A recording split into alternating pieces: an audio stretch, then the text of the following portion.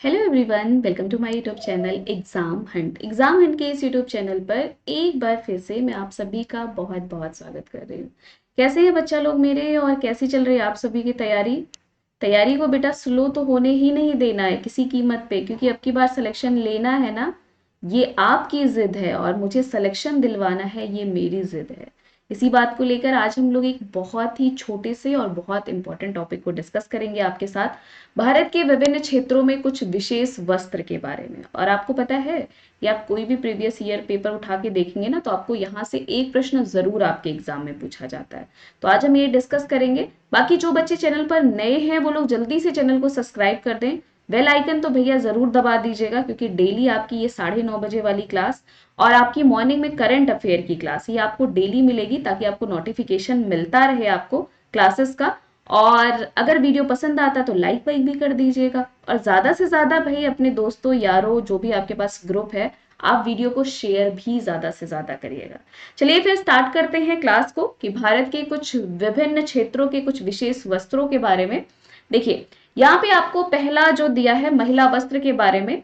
महिला वस्त्र है आपको कभी भी अगर आपसे पूछा जाता है कि मुडुम नेरियाथुम, ये कहाँ का महिला वस्त्र है, तो आप देख रहे हैं यहाँ पे आपको दो महिलाएं दिख रही हैं जो कि मुडुम नेरियाथुम जो है धारण की हैं। यानी कि ये कहाँ का है, ये केरल का जो है, ये क्या है, ये महिला वस्त्र है। ठीक है, और ये केरल का क्या है, केरल का ये पारंपरिक पोशाक है। मतलब अगर कभी भी आपसे ऐसे भी प्रश्न पूछे कि भाई केरल का पारंपरिक पोशाक कौन सा है, तो आप तुरंत बताएंगे कि यही आपका जो है मुडुम नेरियाथुम ही जो है वहां का क्या है, पारंपरिक पोशाक है। डन, सबको क्लियर हुआ? किसी को कोई भी प्रॉब्लम परेशानी कंफ्यूजन होता है बेटा, आप तुरंत पूछ लीजिएगा कि मैम ये चीज हमको नहीं समझ में आया। बाकी और जो बातें हैं वो तो हम आपके साथ डिस्कस ही करेंगे। ठीक है, अगला देखिए आप सभी के सामने दिया है मेखला चादर। आप सभी देख रहे हैं यहाँ पे आपको कुछ जो है लड़कियां दिख रही हैं, जो कि मेखला चादर जो है वो पहनी हुई हैं। और ये कहाँ का पोशाक है, कभी भी अगर आपसे पूछा जाता है तो ये असम का पोशाक है।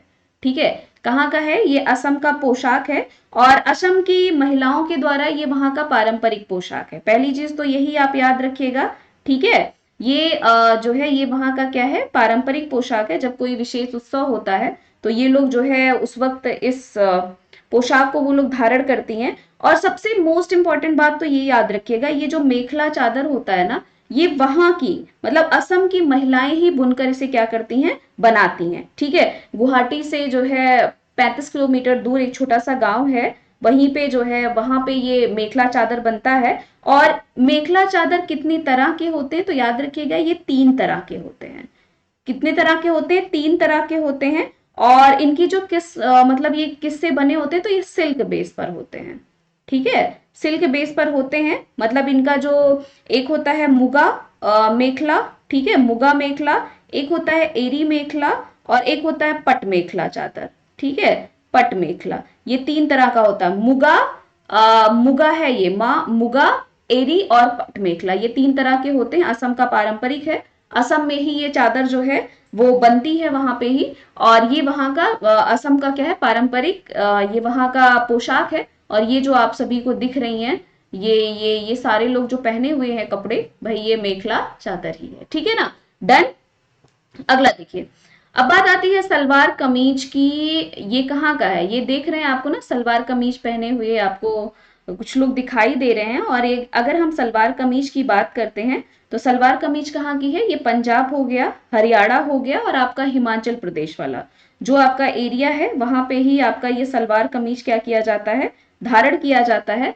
और एक चीज और याद रखिएगा, ये क्या होता है, ये भाई जो आपका सलवार कमीज होता है, ये पूरे शरीर को क्या करता है, पूरे शरीर को आपको जो है वो ढके रहता है। ठीक है ना। और एक चीज और याद रखिएगा, पंजाबी सूट, इनको पंजाब में पंजाबी सूट के नाम से भी जाना जाता है। और पंजाबी सूट जो होता है उसको छुईदार, छुईदार, ठीक है, के रूप में जाना जाता है। तो ये भी बात आप याद रखिएगा।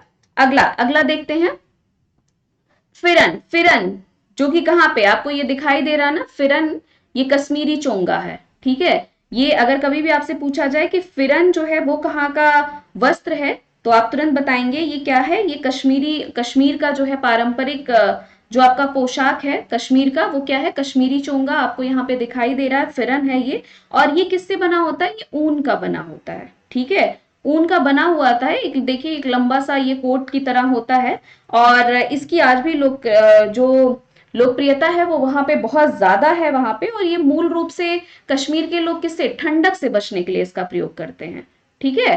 ठंडक से बचने के लिए मूल रूप से वहां के जो कश्मीर वाले लोग होते हैं वो क्या करते हैं, इसका प्रयोग करते हैं, ठीक है। और वहां पे जो है जो शाही घराने हैं उनके पास ही फिरन मतलब कश्मीरी चोंगा पहनने का ज्यादा वो है वहां पे, वो लोग जरूर इसको पहनते हैं। अगला देखिए हमारा अनारकली सलवार सूट, ठीक है। अनारकली सलवार सूट की बात करें तो ये कहाँ का है, ये आपका उत्तर भारत का है। यहाँ पे देख रही है ना, ये जो पहनी हुई है आपका, ये अनारकली जो है सलवार सूट ही पहनी हुई है ये। और अनारकली अगर हम सलवार सूट की बात करते हैं तो एक ये लंबा सा देखिए, लंबा सा फ्रॉक की तरह होता है, ठीक है। और ये उत्तर भारत हो गया, यहाँ तक कि पाकिस्तान का जो मध्य पूर्व एरिया होता है वहां की महिलाएं भी अनारकली जो है सूट को धारण करती हैं, ठीक ना। तो कभी भी पूछा जाए अनारकली सूट कहाँ का पारंपरिक है महिलाओं के लिए, तो उत्तर भारत का क्या है, ये पारंपरिक माना जाता है, ठीक है। अगला देखिए हमारा घाघरा चोली। घाघरा चोली आपको दिख रहा है यहाँ पे, आपको देखिए घाघरा चोली पहन के कितनी सुंदर लग रही है ये लोग। ये घाघरा चोली कहाँ का है, तो राजस्थान और गुजरात का जो है वहां का ये पारंपरिक पोशाक जो है वो घाघरा चोली है, राजस्थान और गुजरात का, ठीक है ना। डन। किसी को कहीं कोई भाई प्रॉब्लम परेशानी हो तो आप सभी पूछ जरूर लीजिएगा कि मैम ये चीज हमको नहीं समझ में आया है, ताकि जो भी बातें हों जो भी चीजें हों उसको भी हम आप सभी के साथ डिस्कस कर सके, ठीक है। अगला देखिए लंगावनी धावनी, जो कि कहाँ की है, यहाँ पे देख रहे हैं ना दक्षिण भारत में जो है वहां के लोग लंगावनी जो धावनी है ये वहां का पारंपरिक पोशाक होता है दक्षिण भारत का। और ये इसमें क्या होता है, इसमें गोल्डन बॉर्डर बना होता है इसमें। और क्या होता है कि ये पैर के नीचे अंगुलियों को ये हैंग करते हैं, और वहां पे ये अक्सर इसको कब पहना जाता है, जब लड़कियों की शादी वादी होती है तो उसके बाद ये लोग इसका लंगा बनी धावनी को जो है वहां पे धारण करते हैं, ठीक है ना। और ये पारंपरिक वहां का पोशाक है। तो यहाँ पे ये देखिए ये जो पहनी हुई है ये लंगावनी जो है इसको धावनी भी कहा जाता है, ये दक्षिण भारत का है। डन सभी को, डन। चलिए अगला है हमारा पुरुष वस्त्र। पुरुष वस्त्र की अगर हम बात करते हैं महिलाओं का तो आप सभी ने देख लिया है। पुरुष वस्त्रों में मुख्य रूप से धोती होता है, कुर्ता होता है, जामा पैजामा, लुंगी शेरवानी पगड़ी, ये सारे आते हैं। लुंग और सोरांग को मुडू मतलब जो आपका यहाँ पे लुंगी है, सॉरी ये लुंगी है, लुंगी को जो है हम अन्य नाम से भी जानते हैं, ये प्रीवियस ईयर में सीटेट में आया भी था। सोरांग या मुडू भी इनको कहा जाता है। भारत में अलग अलग क्षेत्रों में विभिन्न प्रकार की पगड़ियां बांधी जाती हैं और उनको भी हम अलग अलग नाम से क्या करते हैं, जानते हैं, ठीक है ना।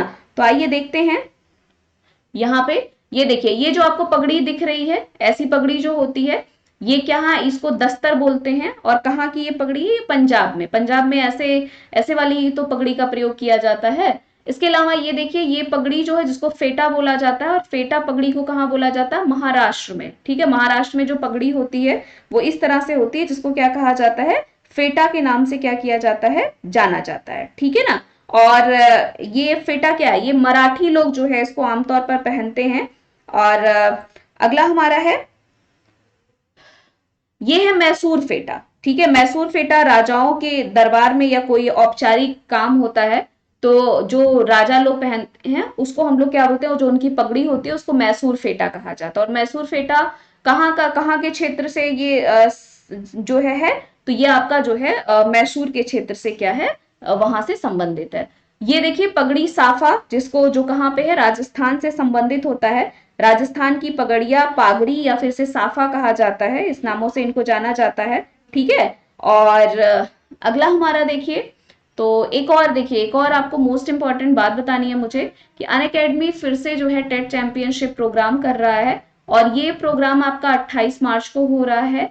हर बच्चे से मैं ये कहूंगी कि इस जो आपका ये चैंपियनशिप प्रोग्राम है इसमें जरूर से जरूर आप हिस्सा लीजिए, आपको पता भी चलेगा कि आपकी कितनी तैयारी हो रही है। और सबसे मोस्ट इंपॉर्टेंट बात है, इसमें आपको प्राइज भी दिया जाएगा। अगर आपकी फर्स्ट प्राइज आती है तो आपको 5000 का वाउचर मिल रहा है। अगर आपकी रैंक 2 से 10 के बीच में आएगी, आपके 60 क्वेश्चन में जितने अच्छे प्रश्न सही होंगे, जितने प्रश्न उसी हिसाब से आपकी रैंक रहेगी, तो आपको 2500 का वाउचर मिलेगा। अगर आपकी रैंक 11 से 20 में आती है तो आपको 1000 का वाउचर और यदि आपकी रैंक 21 से 45 के बीच में आती है तो आपको 500 का क्या मिलेगा, वाउचर मिलेगा। ठीक है ना। तो ये थे आपके कुछ मोस्ट इंपॉर्टेंट बातें जो कि आपके एग्जाम के लिए बहुत इंपॉर्टेंट था। ये बातें है तो बहुत छोटा सा टॉपिक, लेकिन अपने आप में बहुत इंपॉर्टेंट टॉपिक था।